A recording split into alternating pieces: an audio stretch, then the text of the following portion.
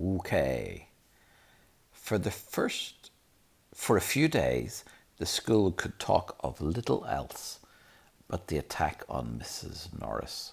Filch kept it fresh in everyone's minds by pacing the spot where she had been frozen as though he thought the attacker might come back. Harry had seen him scrubbing the message on the wall with Mrs. Sloker's all-purpose magical mess remover, but to no effect. The words still gleamed as brightly as ever on the stone. When Filch wasn't guarding the scene of the crime, he was skulking red-eyed through the corridors, lunging out at unsuspecting students and trying to put them in detention for things like breathing loudly and looking happy. Ginny Weasley seemed very disturbed by Mrs. Norris's fate.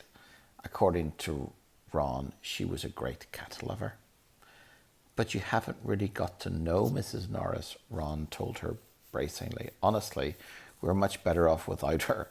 Ginny's lip trembled. Stuff like this doesn't happen very often at Hogwarts, Ron assured her. They'll catch the maniac who did it, and we'll have him out of here in no time. I just hope he's got time to petrify Filch before he's expelled. I'm only joking, Ron added hastily as Ginny went white. The attack had also had an effect on Hermione. It was quite usual for Hermione to spend a lot of time reading, but she was now doing almost nothing else. Nor could Harry and Ron get much response from her when they asked what she was up to, and not until the following Wednesday did they find out. Harry had been held back in potions, where Snape had made him stay behind to scrape tube worms off the desk. After a hurried lunch, he went upstairs to meet Ron in the library and saw Justin Finch Fletchley, a Hufflepuff boy from herbology, coming toward him. Harry had just opened his mouth to say hello when Justin caught sight of him, turned abruptly, and sped off in the opposite direction. Harry found Ron back at the library, measuring his history of magic homework. Professor Binns had asked for a 3-foot-long composition on the medieval assembly of European wizards. I don't believe it. I'm still 8 inches short, said Ron furiously, letting go of his parchment, which sprang back into a roll. Oh, I dropped the phone. Okay, we're back. I better hold it. I don't believe it. I'm still 8 inches short, said Ron furiously, letting go of his parchment, which sprang back into a roll. And Hermione's done 4 feet 7 inches, and her writing's tiny. Where is she? Asked Harry, grabbing the tape measure and unrolling his own homework. Somewhere over there, said Ron, pointing along the shelves. Looking for another book. I think she's trying to read the whole library before Christmas. Harry told Ron about Justin Fetchley running away from him. Don't know why you care. I thought he was a bit of an idiot, said Ron, scribbling away, making his writing as large as possible. All that junk about Lockhart being so great. Hermione emerged from between the bookshelves. She looked irritable and at last seemed to be ready to talk to him. All the copies of Hogwarts A History have been taken out, she said, sitting next to Harry and Ron. And there's a 2-week waiting list. I wish I hadn't left my copy at home, but I couldn't fit it in my trunk with all the Lockhart books. Why do you want it? Said Harry. The same reason everybody else wants it, said Hermione, to read up on the legend of the Chamber of Secrets. What's that? Said Harry quickly. That's just it. I can't remember, said Hermione, biting her lip, and I can't find this story anywhere else. Hermione, let me read your composition, said Ron, desperately checking his watch. No, I won't, said Hermione, suddenly severe. You've had 10 days to finish it. I only need another 2 inches. Come on. The bell rang, and Ron and Hermione led the way to History of Magic bickering. History of Magic was the dullest subject on their schedule. Professor Binns, who taught it, was the only ghost teacher, and the most exciting thing that ever happened in his class was his entering the room through the blackboard. Ancient and shriveled, many people said he hadn't even noticed he was dead. He had simply got up to teach one day and left his body behind him in an armchair in front of the staff room. His routine had not varied in the slightest since then. Today was boring as ever.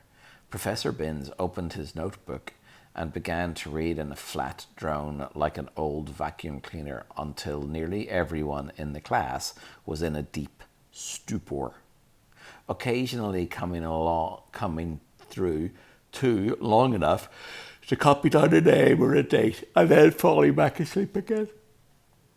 He had been speaking for half an hour when something happened that had never happened before.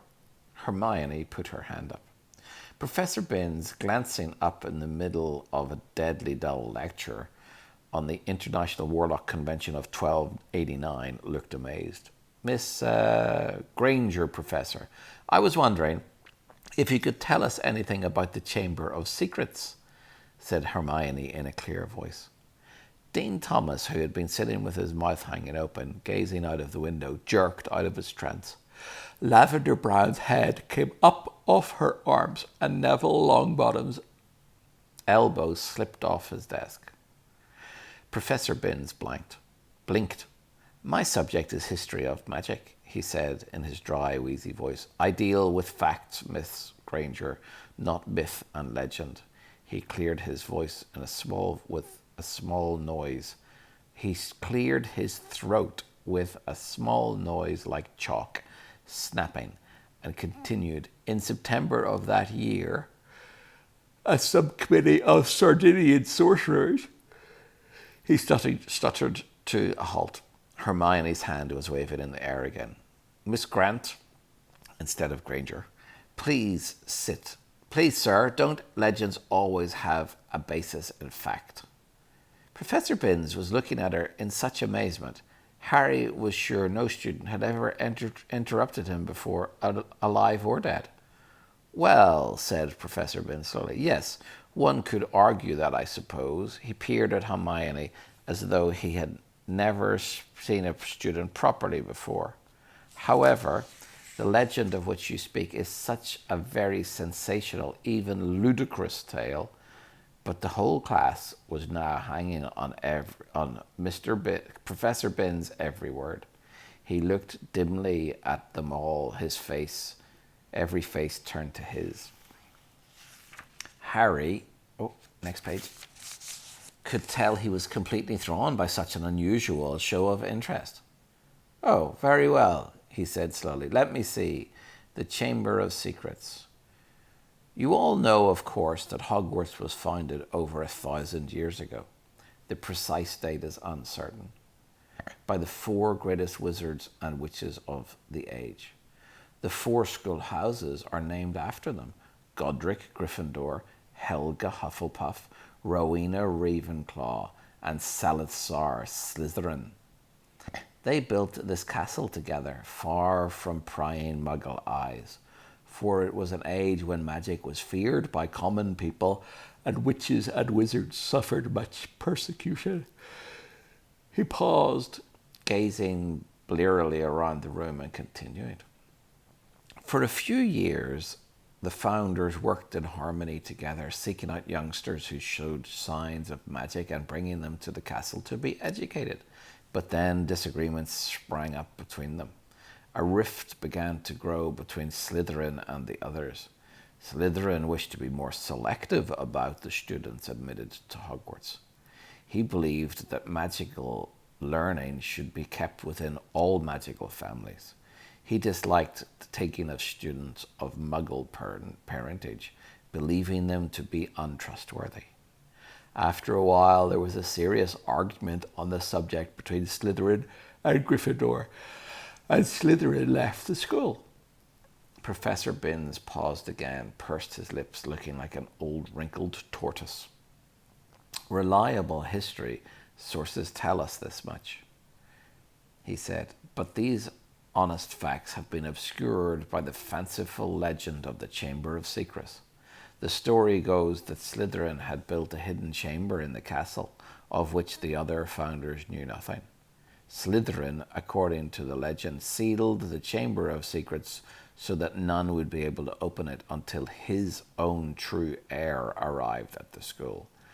The heir alone would be able to unseal the Chamber of Secrets, unleash the power within, and use it to purge the school of all who were unworthy to study magic.